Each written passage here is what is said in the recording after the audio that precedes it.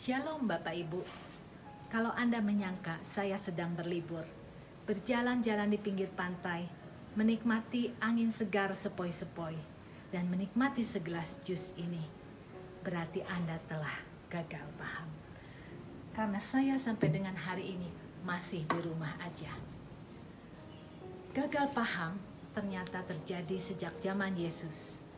Orang Farisi merasa kesal, marah, geram, menyangka Yesus datang dengan ajaran barunya untuk meniadakan hukum Taurat. Hukum yang telah mereka anut sejak zaman leluhur, sejak zaman Nabi Musa. Apakah betul Yesus hendak meniadakan hukum Taurat? Apa jawabannya? Bagaimana sebenarnya yang terjadi? Mari kita simak dalam acara siang ini, Lunch with Jesus, dengan tema Gagal Paham. Sebelum kita lanjutkan, mari kita buka kitab Matius pasal 5 ayat 17. Saya akan bacakan. Janganlah kamu menyangka bahwa aku datang untuk meniadakan hukum Taurat atau kitab para nabi. Aku datang bukan untuk meniadakannya, melainkan untuk menggenapinya. Demikianlah Injil Tuhan, terpujilah Kristus. Dalam khotbah di bukit, setelah mengucapkan sabda bahagia, Yesus berkata bahwa dia datang bukan untuk meniadakan hukum Taurat, tapi dia datang untuk menggenapinya. Yesus datang menggenapi, bukan sekedar melengkapi atau menyempurnakan, tapi Yesus sebagai Musa baru menggenapinya dengan membawanya pada maksud yang sesungguhnya, memberikan terang inti kepribadiannya yang paling dalam, bahwa dia adalah Sang Mesias yang diceritakan para nabi dalam kitab Taurat. Yesus adalah seorang Yahudi. Dia dibesarkan dari latar belakang keluarga Yahudi. Tentu dia sudah biasa dengan ajaran dan peraturan hukum Taurat. Sejak usia 8 hari dia disunat. Pada waktu menjelang Paskah, kedua orang tuanya, Maria dan Yosef, membawanya ke Yerusalem untuk merayakan Paskah. Dan pada usia 12 tahun, Yesus sudah terbiasa berada di bait Allah untuk beribadat dan berdoa. Dia seorang yang taat dan setia kepada hukum. Tetapi Yesus tidak melaksanakan hukum itu secara buta, tetapi memaknainya secara baru, yaitu dalam dimensi kasih. Salah satu contoh perbuatannya ketika dia dewasa dalam pelayanannya. Yesus menyembuhkan orang sakit pada hari Sabat. Kita semua tahu bahwa pada hari Sabat orang tidak boleh melakukan kegiatan apapun. Tapi Yesus menyembuhkan karena apa? Karena belas kasihannya kepada orang itu.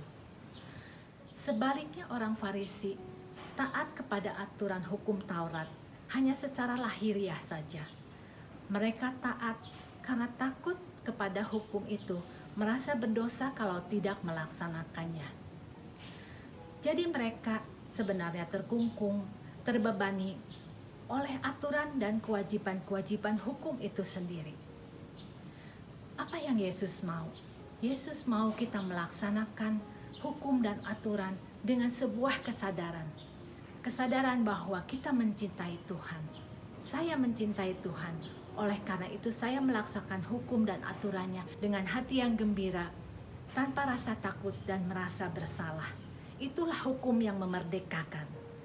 Mother Teresa mengatakan bahwa kasih yang sejati tidak pernah menuntut, tapi ia hanya dapat memberi. Apa yang diberikan Yesus? Dia telah memberikan nyawanya untuk menggenapi hukum Taurat karena kasihnya yang sungguh besar kepada kita. Bagaimana dengan kita? Bagaimana kita melaksanakan atau mentaati peraturan dan hukum yang berlaku? Apakah sesuai dengan yang dikehendaki Yesus ataukah seperti orang Farisi? Apakah kita pergi ke gereja hanya sebuah rutinitas saja? Atau kerinduan kita untuk bertemu dengannya dalam Ekaristi? Apakah kita memberikan persembahan karena terpaksa?